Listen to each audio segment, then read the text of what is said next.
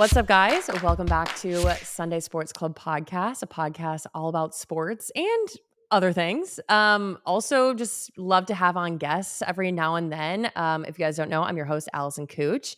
And today we have on a very special guest. We have on Erika Ayers Badan. Did I pronounce that Yep, name? you got it. Okay, perfect. I'm like, my last name is Kucharzik because so I'm That's a used mouthful. to people, mispronouncing my last name. But you are the host of the podcast Work, CEO of Food 52, former CEO of Barstool Sports, and author of Nobody Cares About Your Career. Did I summarize it pretty well? That is it. That's me. Well, welcome to Sunday Sports Club. I have to ask, how did you get to where you're at today? Oh gosh, like a lot of mishaps and mess ups is how I got here. I really like to work. I've always liked to work. I like to work, from when I was in high school and I figured out that I could buy whatever clothing I wanted if I had a job and could pay for it. So I, you know, I think everybody's kind of on a journey and going someplace. And I think the place I've gotten to now is through luck and a lot of hard work and putting myself in uncomfortable positions where I could learn a lot and do a lot and kind of being open to new opportunities and being willing to fail in that process. And, it's been interesting. Yes. I actually, on a recent episode, I talked about how I've found the most growth in myself when I'm extremely uncomfortable or when I'm taking risks that I don't necessarily know that I'm going to be successful in. But that's when I've seen personally the most growth. I have to ask a very California question. What is your horoscope? I'm a Scorpio. Uh, Okay. Everybody hates Scorpios, I think, but I'm a Scorpio. I've heard a lot of that about Scorpios and Capricorns, and I'm a Capricorn, but I Okay. think it's just that we like to work hard and people don't like that. Yeah, maybe. I think the Scorpios I'm definitely a quintessential Scorpio. I think I have a lot of passion, I have a lot of energy. If you really make me mad, I never forget it. So, I don't know, Yep. I think maybe we're disliked for a reason, which is I think we're similar in those aspects. But you are the former CEO of Barstool Sports or Barstool. So, yeah. what mentality did you need to have as the CEO of a company like that? Oh, Barstool is so fun. I mean, I loved Barstool Sports. It was the career love of my life. So it's, I feel so grateful to have had that opportunity to work with people like Dave Portnoy. And it was so fun. It was a grind mentality. You had to be very resilient, have very thick skin, be deeply entrepreneurial. I think the people today who succeed at Barstool and really in any company, I think need to have those attributes. Barstool was also great in that you had to have, a little bit of a sense of humor. And I can imagine you in had to that decide office. what bothered you and what didn't. But Barstool was a great run. I'm super proud of what we did there. I'm a huge fan of the brand and a huge champion for Dave. And Mhm. it was a great experience for me because it was really the first time I was in, it was my third startup or fourth startup-ish, but it was the first time where, I was kind of in the top seat and could succeed or fail at it. So it was a big growing, to the point you made earlier, it was a big growing experience for me personally. Mhm. I mean, I feel like I well, especially with my experience, I'm like that would be very intimidating to be in that role. A lot of pressure, but it's grown. It grew so much while you were there. So, what did you change in Barstool, and what do you think Barstool changed in you? Ooh, that's a great question. I think Barstool made me into something very different than who I was before I went into Barstool. I think it had a really indelible impact. I became stronger, I became harder, I became more wary, I became more curious, I became more public. Like Barstool really, really foundationally changed me. And I think Barstool changed everyone who's worked at Barstool has been through that change. I don't think it's just me. I think Mhm. for what I changed at Barstool, which is really not much. I think I just ignited what they were capable of. So it really wasn't about changing them. I think that's part of the reason I got that job when a lot of other people didn't, is that I didn't want to change them. What I actually wanted to do was just pour gasoline all over them, and sometimes literally, and set them on fire. But what we did was just to ignite so much content and so much creativity and so Mhm. much exploration and innovation. And that's what, I think that's what I brought to the company, and 2 exits in 8 years, and, you know, a lot of Yeah. people made famous, and I think that that's what was so fun about it. You said pour gasoline, which I tend to think is like a very bro frat like mention. And I do believe whenever I think of Barstool, I think of a frat. So as a woman in a predominantly male at the time company, how was that? It's funny. I wrote this in my book, but Barstool is in a lot of ways the least sexist place I've ever worked. I think when I look at my career and the points where I felt really stifled or frustrated or limited, it was in big corporations. I was sexually harassed. I don't know that I was discriminated against because I was a woman, but certainly I had a harder time in a bunch of places that I worked. Um, Barstool was a locker room, still is a locker room, and I think frat locker room kind of all blends. I played sports in high school. I played sports in college. I like a locker room. I think there's something to the camaraderie. There's something to being part of a team. There's something to being vulnerable and dependent on one another to achieve something and to belong to something. So, that didn't ever bother me. I actually think sometimes a rowdy workplace is better than a perfect workplace. Mhm. I think sometimes when you're in workplaces that are projecting perfection, it's actually quite stifling and it's quite dangerous because it's very silencing and it's very limiting. The great thing about Barstool was that anything went, and it was all public all the time. So, if you liked something or hated something, if you liked someone or hated someone, if you thought something was great or you hated it because it was super offensive, it was always playing out all the time. And I really appreciated that because it cut through a lot of the bullshit that I think, a lot of companies deal with, a lot of people deal with, a lot of organizations deal with. So maybe I'm fratty, like, I wasn't in a sorority, maybe I am slutty, but, I'm very grateful for it. Sometimes I, like, have forgotten to mind my manners and, get past that, but, it was a good personally, it was a good experience for me. I think it's Mhm. a good experience for anyone who wants to do a lot and learn a lot to be in an environment that celebrates pace and celebrates doing things and is just radically honest. Mhm. I like a rowdy environment because I think it can be fun and I think it can be Yeah. funny. Some of them are not good, some of them are really good. So I think it's, kind of depends on the person. I personally love that. I always say, like, if I worked in a regular office, I would need it to be a rowdy office. I would need it to be real. I see on social media all these people like writing passive aggressive like emails, like following up or like, hey, hate For to my chase last you on email. that. Yeah. Yeah, like the office lingo, I find it so funny because it is very passive aggressive. Where I could see a company like Barstool, they're like, hey, don't fucking do that again. Like, let's try and get better in the future. And I'm the type of person that I like that kind of like back and forth dialogue. Um, as a female, you mentioned locker room. I love a locker room. Like I always am super jealous that my husband like got to grow up being in a locker room, hanging out with the guys, and it grows like a sense of community. Do you think there will ever be something like Barstool but for women? That is a great question, and I have thought a lot about this.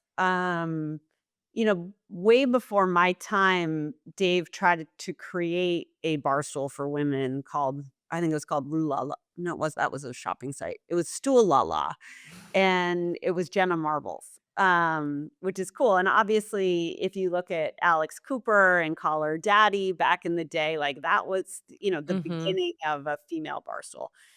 I hope there is, to be Mhm. honest with you. I hope there is.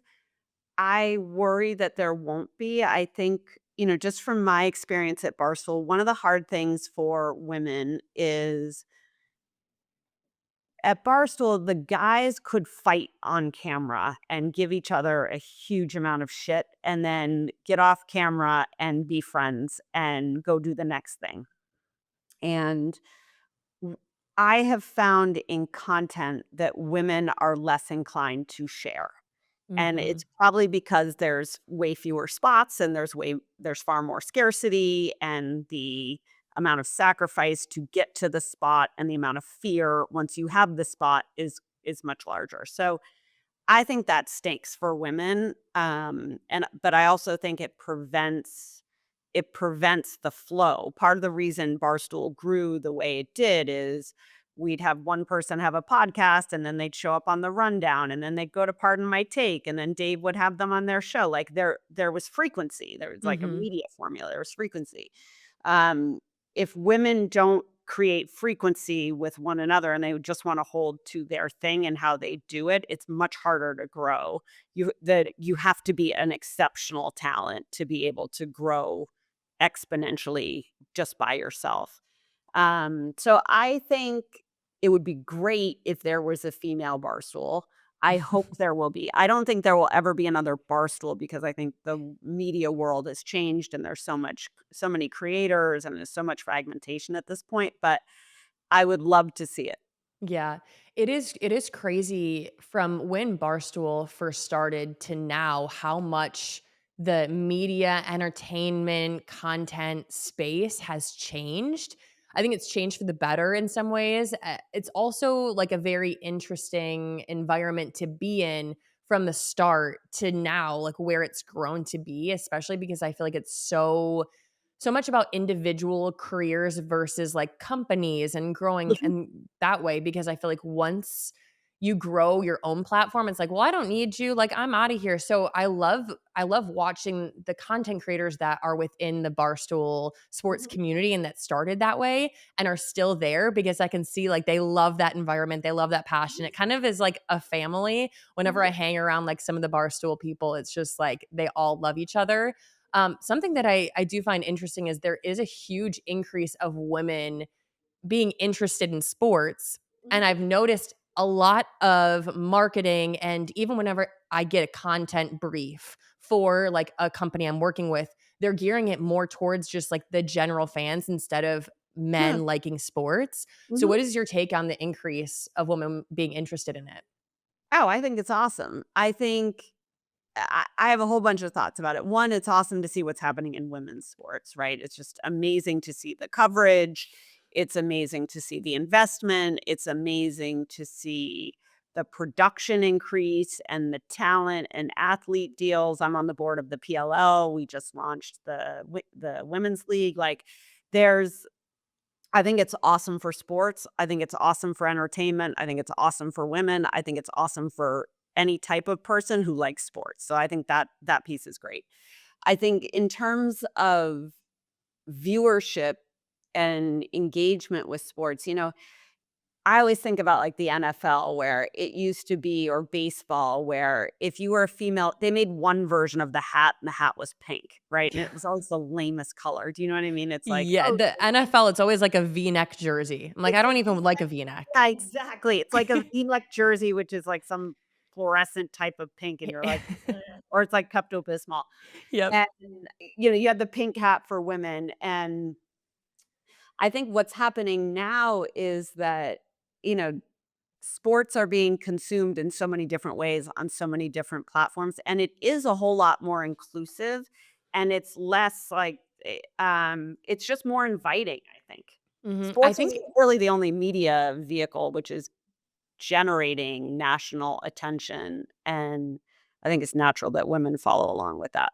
yeah, it's been so fun to watch, like, the dynamic of, like, the woman's growth, not not only interested in sports, but also in sports today. Like Caitlin Clark being a household name. I think so many women athletes have contributed to that. And I think social media has also played a huge part because like the Simone Biles, like you can watch her content still. It doesn't need to be the Olympics, but they're showing they're showing up on social media. You're aware of women in sports. You can name 5 big name women in sports. Whereas in a few years prior, I feel like it wasn't really like important to these leagues.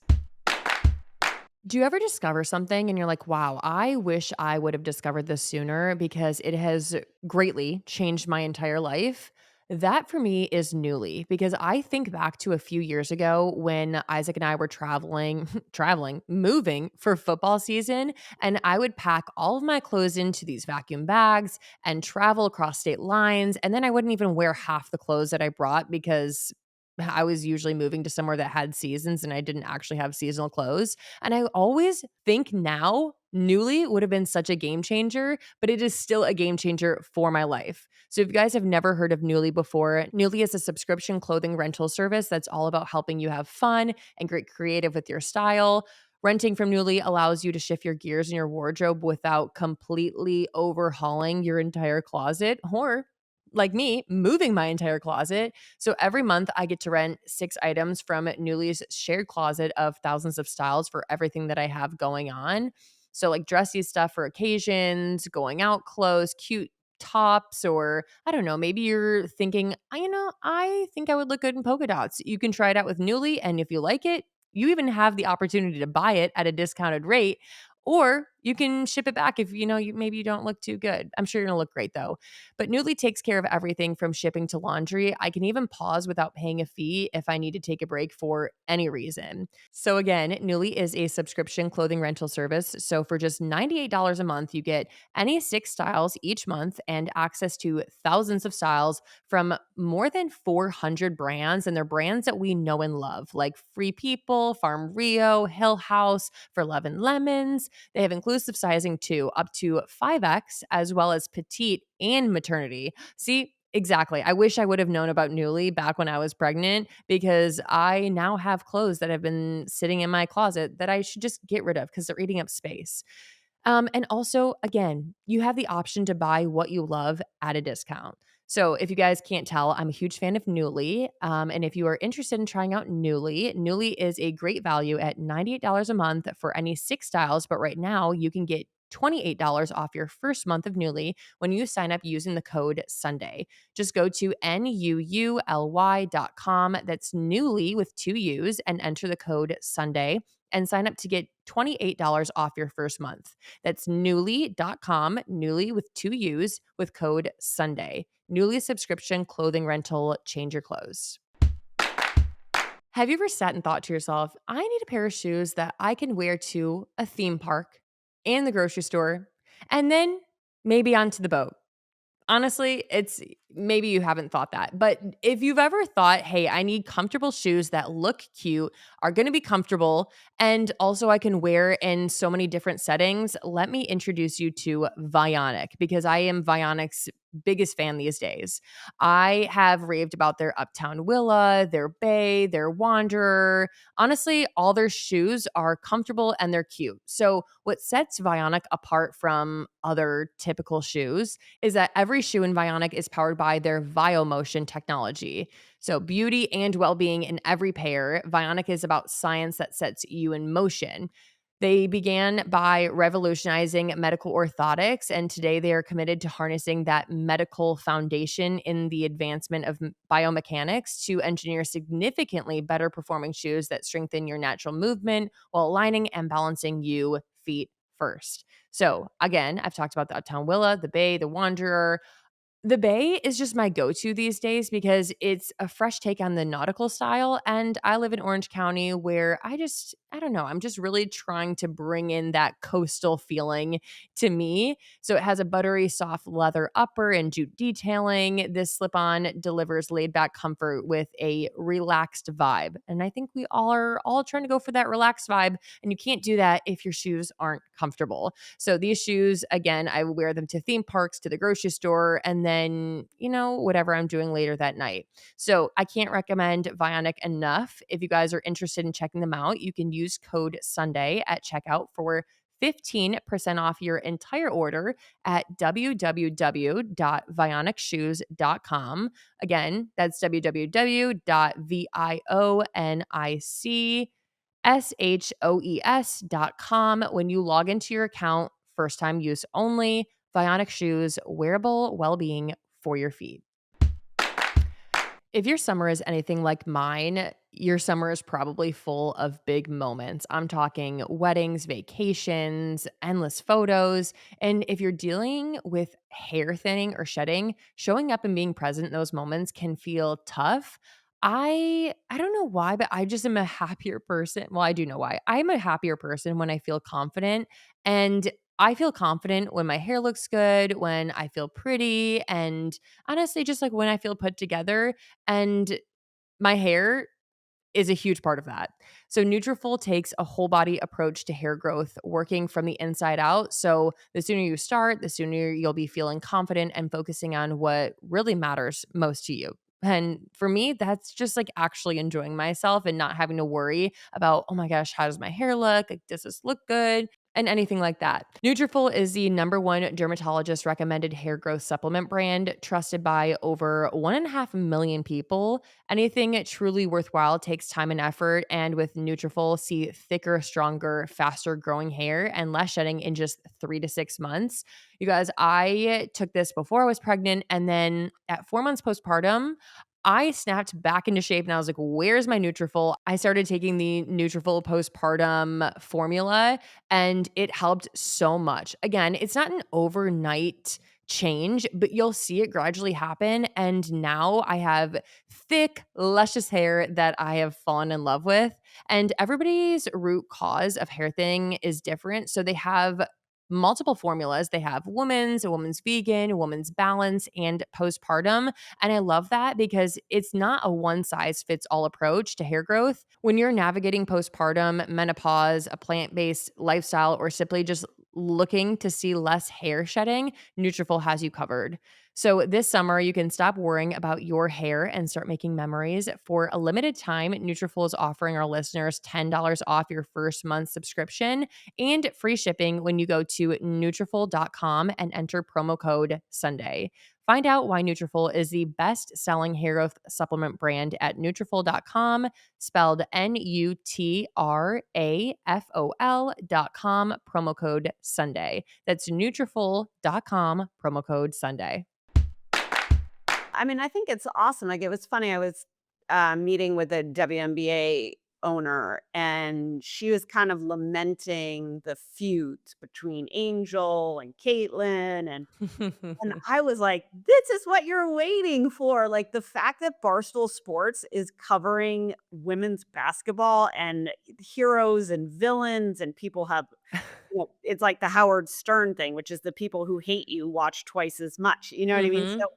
I think it's such a good thing for women's sports because not only, are you seeing breakout stars just by virtue of their talent, but now people are invested in the personalities, and obviously that's kind of the era of sport that we live in, and I think it's a really great thing. I think it's also a factor of the production. I started playing hockey when I was at Barstool, and I was really interested in the women's professional leagues, and I was watching the juniors, and this is probably at this point like 5 or 6 years ago, but the production value for the female juniors was so bad that it was like watching, like, ants on a field. Like, you couldn't there it you l forget knowing a player, it was so uninteresting to watch because the production from the nosebleeds was just so bad, and you're never gonna have an affinity for a player or a team or a person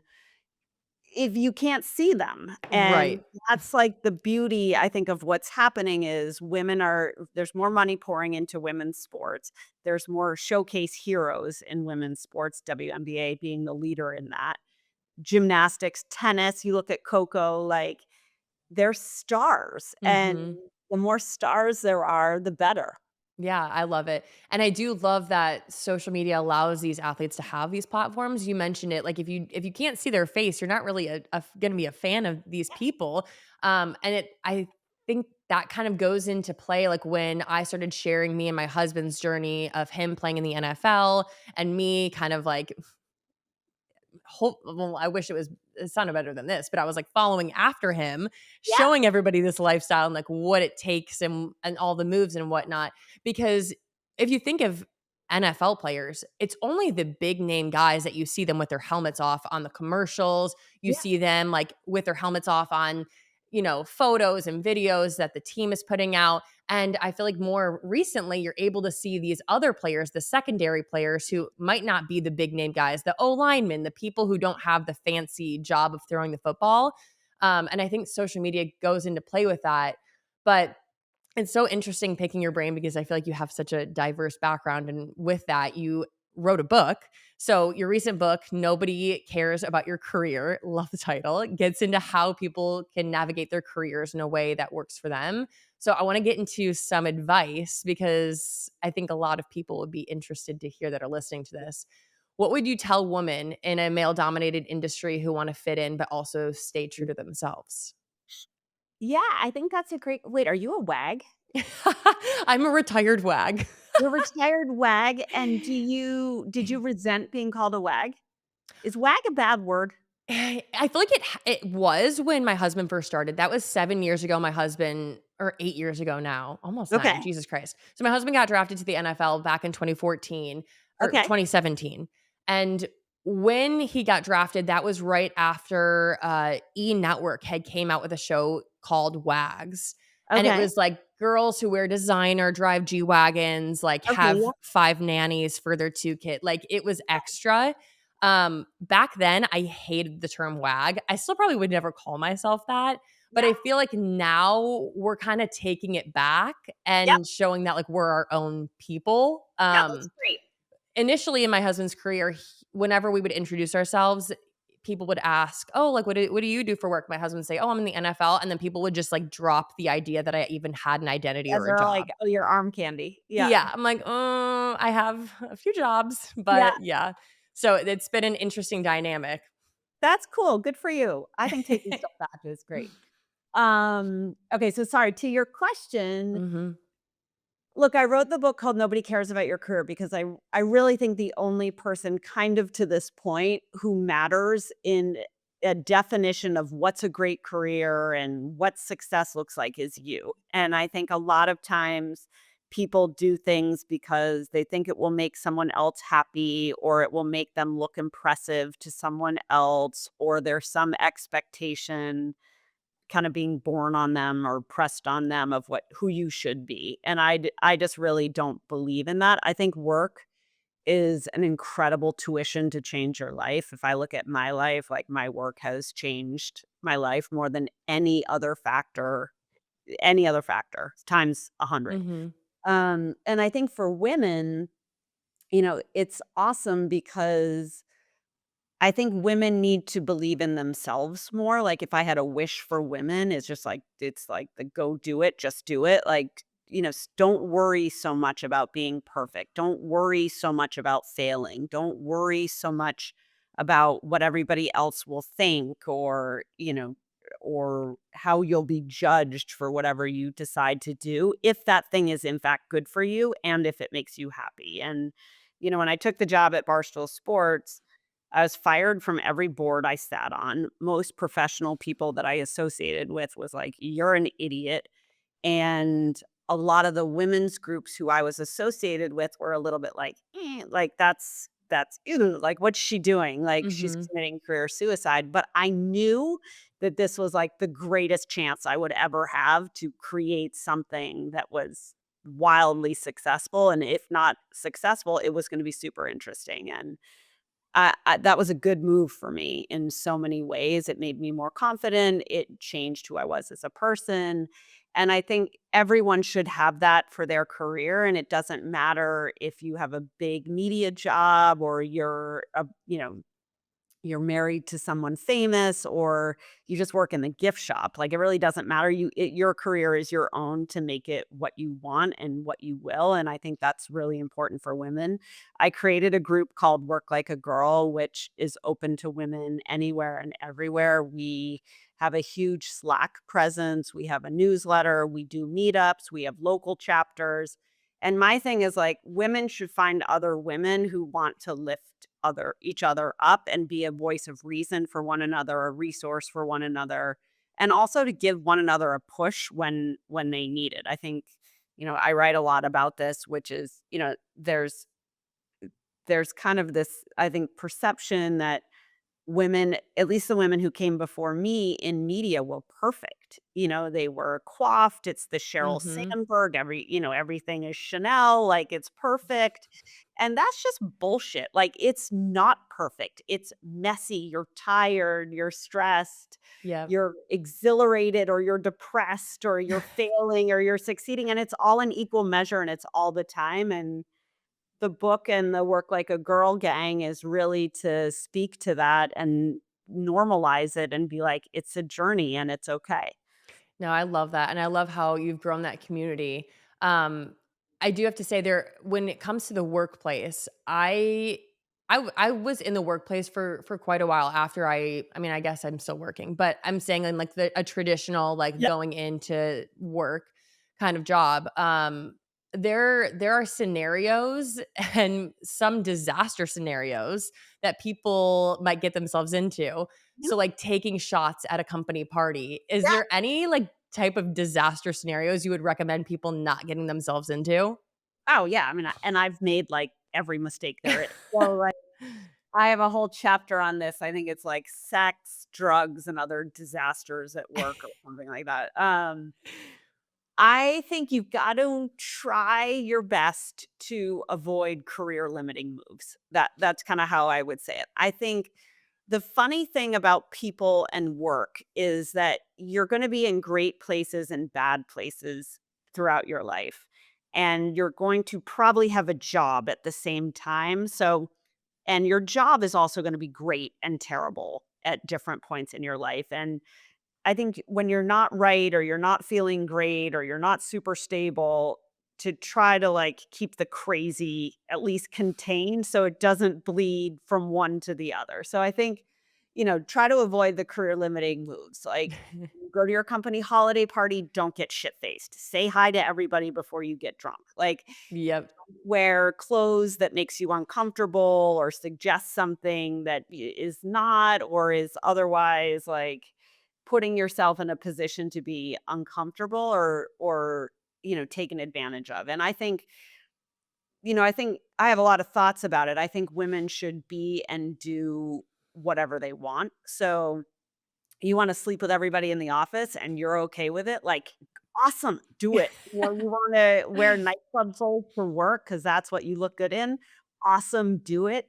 Just do it your knowing and Yes. seeing your way out of it. That's, like, my big thing, and then the other thing is I think women at work and women who are upwardly mobile or ambitious tend to find themselves in what I call the gray, which is you find yourself in a situation that is overwhelming or where there's a duplicitous meaning. You have a male counterpart or a male boss. They're suggesting something that is not appropriate or not work related. And I write a lot about this, which is just really being able to have clear eyes for what you're getting into and how you're going to get out of it, I think is super important at work.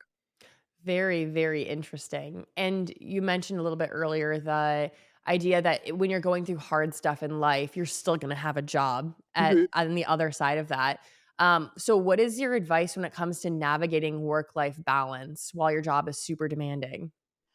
I struggle with this. I'm not a good work-life balance person, I would say. I I don't love work-life balance as a phrase. And the reason I don't love it is one is I feel like it's kind of the standard, at least for women, that you're supposed to like have everything under control and in check and it's like even. And I'm like, That's crazy. You could have a Friday, you think you're taking the whole day off and you have some report due or some crisis at work and you're like completely blotto all day. Like shit's going to happen. So, I don't love work-life balance, especially for women, because I think it is putting a pressure that you're also supposed to be able to regulate the demands of all parts of your life at all times. So, and I don't Mhm. think that's realistic. I do think that I think not think. I worked away my 30s. Like, I just worked my entire 30s, and I'm now on my way to working through my 40s. So, I think there is a point where there is too much work and too much identity that is driven into your work or that comes as a result of your work, and I think that can be unhealthy. It actually makes me really excited for Gen Z. I mean, Gen Z gets a lot of shit at work, but, like, Gen Z is like, these ladies and these guys, like, they're not defining themselves by virtue of what they do, and I think that's super healthy. And then I think it's just important to, as best you can, as often as you can, in whatever way feels good, that you create some boundaries to do something other than work and to create meaning both in your work and in your life. Mhm. I'm similar to you in that I love working. I love being busy. I've never wanted to be the traditional like wag, stay at home, wait for my husband, have dinner on the table. It just is never something that I've wanted. I've always loved being creative or growing a business or doing something along those lines.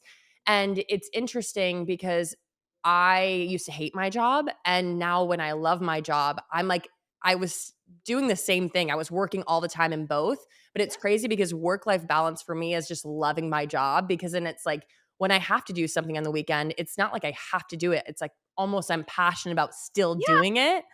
I don't know if that's unhealthy work-life balance, but like it's something I've found out about myself.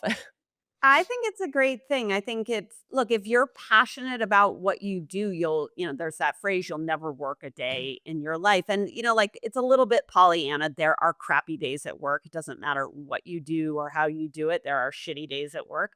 But I'm like you. I'm really curious about what I'm doing. I'm super interested in it. And I like to spend my time doing that. And I got a piece of advice once, which is you should make 4 quadrants. And it's quadrant 1, which is the top left, is what do you love to do and what are you good at? And the top right is what are you good at? You don't love it, but you're good at it. The bottom the bottom right is what are you not good at? And the bottom left is what are you not good at and you hate? And if you look at your time spent and where you're spending time in which quadrant, it will help you figure out, hey, I want to do more of the stuff I'm good at and that makes me happy and fulfilled. And I think that's a good thing for everybody to do around their work. Ooh, that's I wanna do that. I'm gonna fill out that quadrant Yes, myself and good. and see where my life lies currently. Yeah. We all know therapy is so important. Getting time for yourself and allowing yourself to really open up and talk about some of the things you're going through, maybe tough breakup, during a period of burnout, or just when anxiety and stress are piling up. Therapy is so important, but it can also be difficult to find a therapist online who takes your insurance. Affordable and accessible mental health care shouldn't be out of reach, but it often is. You use insurance to cover your physical health, so why shouldn't also it cover your mental health?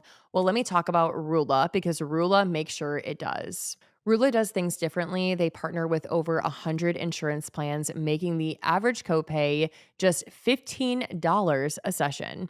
That's real therapy from licensed professionals at a price that actually makes sense. And think about it, you use your insurance benefits to maintain your physical health. So, like, why wouldn't you do the same for your mental health? And Rula isn't just affordable, the experience is tailored to you.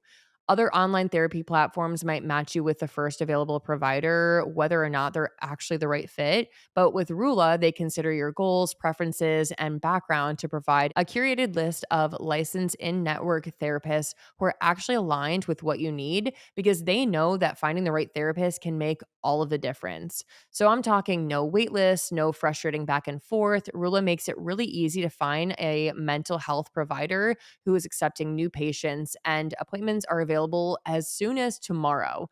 Plus, Rula sticks with you throughout your journey, checking in to make sure that your care is helping you move forward. So if you guys are interested in checking them out, you can go to rula.com/Sunday to get started. That's RULA.com/Sunday for quality therapy that's covered by insurance. Thousands of people are already using Rula to get affordable, high quality therapy that's actually covered by insurance. Visit rula.com/Sunday to get started. After you sign up, you'll be asked how you heard about them. Please support our show and let them know that we sent you. That's rula.com/Sunday. You deserve mental health care that works with you, not against your budget. If you guys know anything about me, you know I love Symbiotica. I rave about their supplements on all of my social media platforms, and I rave about them because I thoroughly enjoy them. And now with this podcast, I'm actually able to work with them. So if you guys have never heard of Symbiotica before, they have a wide variety of supplements, okay? And taking their supplements is one of the easiest ways I've found to stay consistent when it comes to my health goals, even during a busy summer and even during motherhood. Their supplements, one, taste so good. And two, I just feel like the founder of Symbiotica has been so transparent with his journey to get here and what he loves about his company. I actually first discovered Symbiotica through a different podcast while listening to an episode with the founder himself. And ever since then, I've been hooked. My favorite supplement that I rave about all the time is NMN. I take it every single morning. My husband takes it every morning. And oh my gosh, I have noticed such a drastic change in my energy and also in my mood. But some other supplements that I love from them. One, their liquid colostrum. So, their liquid colostrum is in liquid form, meaning a faster nutrient absorption. It's the vanilla sea salt flavor, but it supports hair, skin, and nails. It helps maintain a healthy gut lining and also supports a healthy immune system, which I'm not trying to be sick for anything this summer. And then another supplement I love from them is their magnesium L-threonate. It enhances focus and reduces brain fog, balances mood and calming, helps support stress management, helps support a restful sleep. And again, it is the liposomal delivery, so a faster nutrient absorption, and that is the vanilla cream flavor.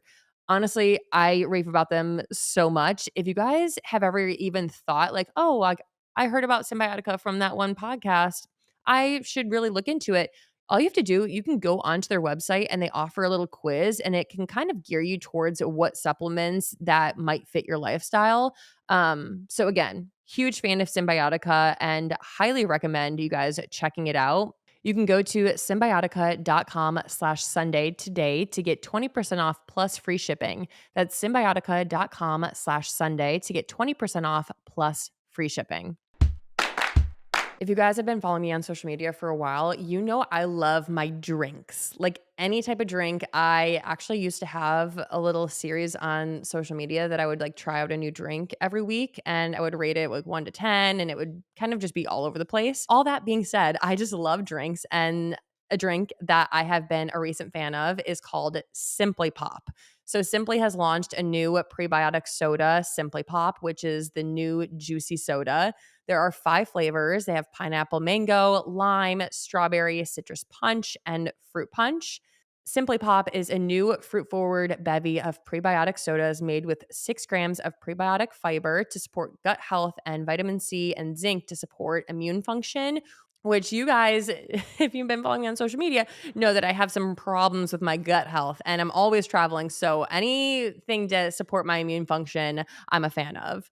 That's why Simply Pop contains the same real fruit flavors you know and love, and no added sugar makes for a soda that even a juice would drink. My favorite flavor is the pineapple mango. I just feel like it's so fresh and juicy, and it's perfect for summer.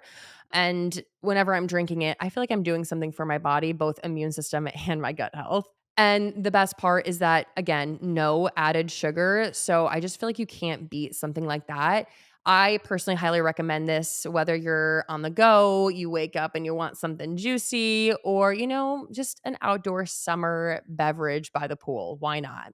So, if you guys are interested in trying out Simply Pop, I'm a huge fan of it. I would recommend heading over to cokeurl.com/simplypop to find out where you can try Simply Pop.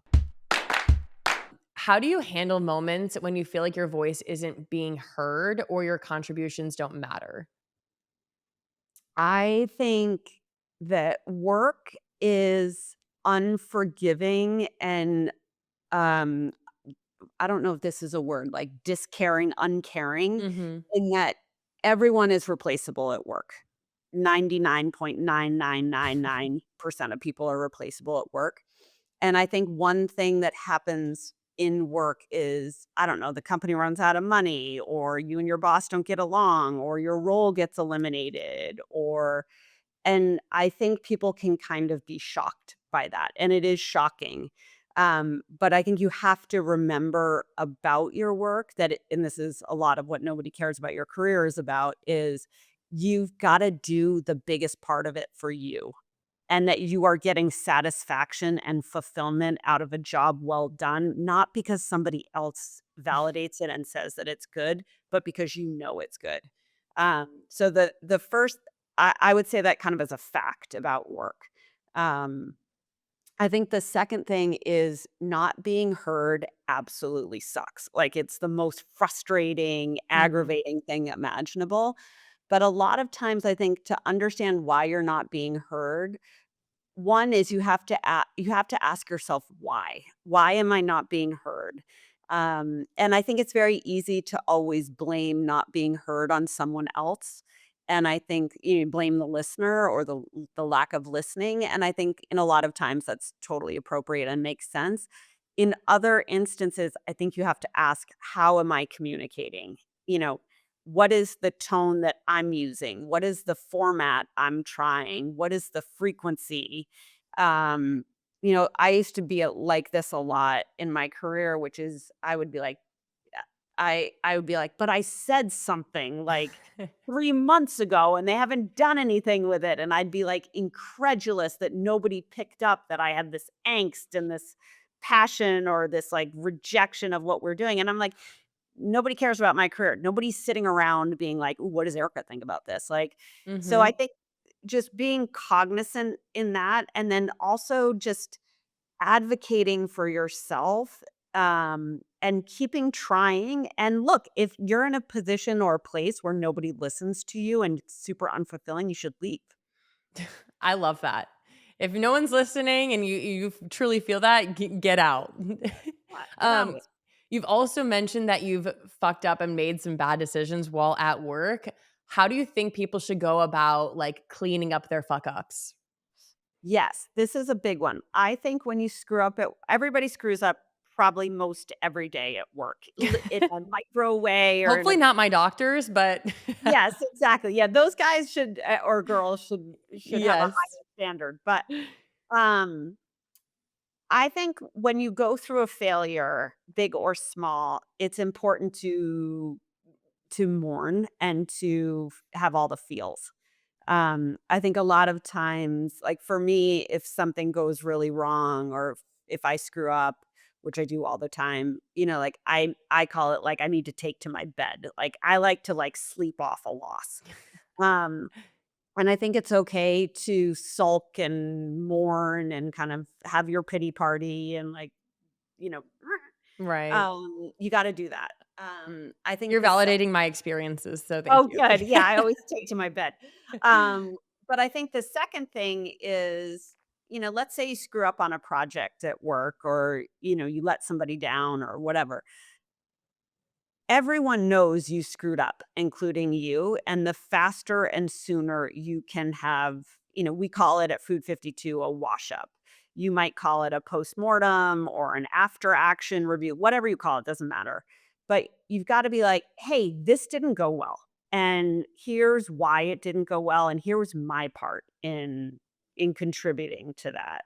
Um, And I think it's important to do that, and I think it's important to do that non-defensively and unemotionally, Mm, because the reality is most everyone is on the same page or likely on the same page about why everything went wrong, and the person who puts the voice to it in a way that is mature and in a way that is productive, that person wins. So mhm. if you screw up and you're that person, kind of neutralizes.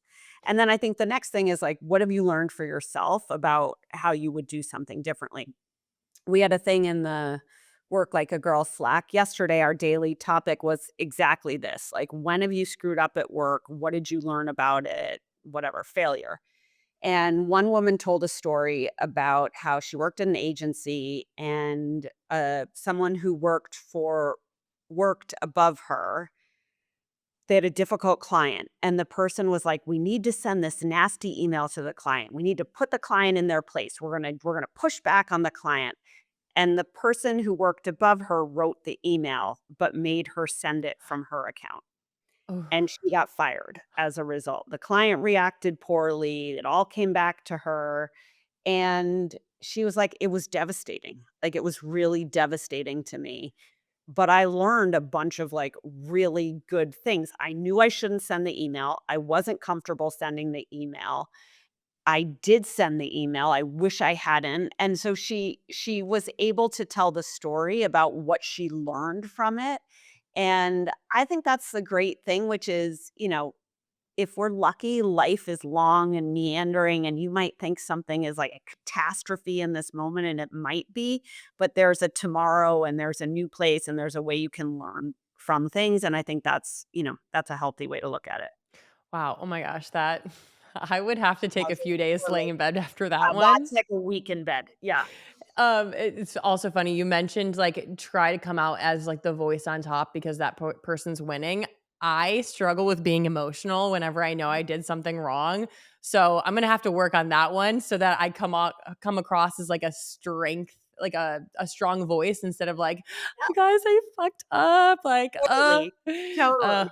oh my gosh, but I feel like there's so much like, growth that happens in the workplace for a lot of different reasons. There's so many personalities you have to get along with.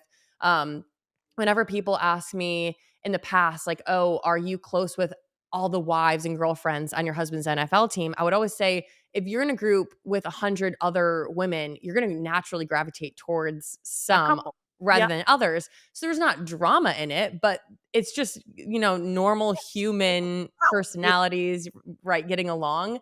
And then last question before we jump into some rapid fire questions. What advice would you give to women interested in careers specifically in sports business or sports media? Ooh, I mean, I think sports is awesome. It's a great place to work. It is a locker room. Like, you are in a highly, highly competitive, very male dominated, very intense, cool industry. So it's like the sports jobs are not the easiest jobs to get. You want to like get a job easily, like go into healthcare or go into, a growing Yep. industry. Um so that would be my first piece of advice is like know what you're getting into. You're getting into working at night, you're getting into working on the weekends, you're getting into very fast cycles where accuracy and speed is really important.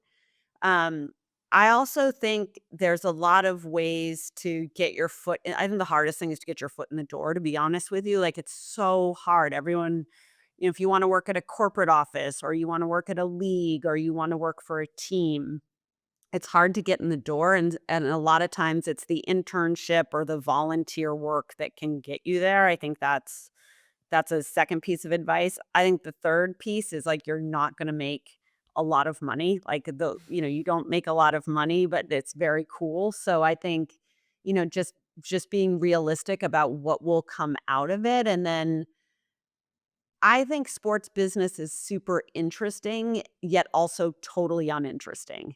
Um, I think if you look at most of the leagues, they're run by lawyers. So it's not like you're not going to go do something crazy and like Yep. fly by the seat of the pants when you work for the NFL or you work for the NBA. Teams, I think you can get more creative Mhm. because, the teams wanna make money, they wanna grow fandom, they want to explore. I also would look at up and coming, look at the WNBA. I bet the WNBA is looser than the NBA. Look at the Premier Lacrosse League. Look at the women's hockey leagues. Like, I think there's also ways where you could get your foot in the door with a smaller, more nascent league. Look at the minor league teams. Mhm. And I think that's a good way to get yourself out there.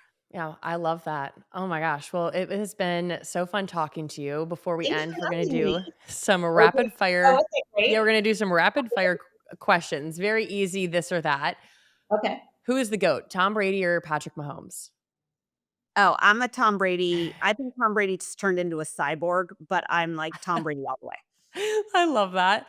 Running a marathon or cheering on a friend who's running the marathon? 100% cheering on the friend running around. Hot yoga or reformer Pilates? Oh, reformer Pilates. NBA or WNBA? WNBA. Cold plunge or hot tub for recovery? Ooh, I love a cold plunge. Ooh. I think though I read though that cold plunges are bad for women, so I'm not sure.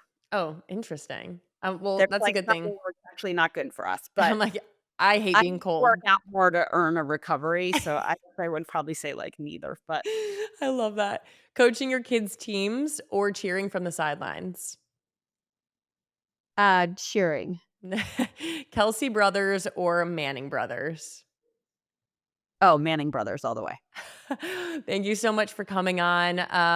Where can the people find you? You can find me on Instagram. I'm just at Erika, which is Erika. You can find me on LinkedIn under my name. You can find me if you on my socials, you can find Work Like a Girl. So you can find me in there all the time. And that's it. Perfect. Well, thank you so much for coming Thank you on. so much. And thank you guys for tuning in to this episode of Sunday Sports Club. Be sure to tune in every Sunday wherever you get your podcasts.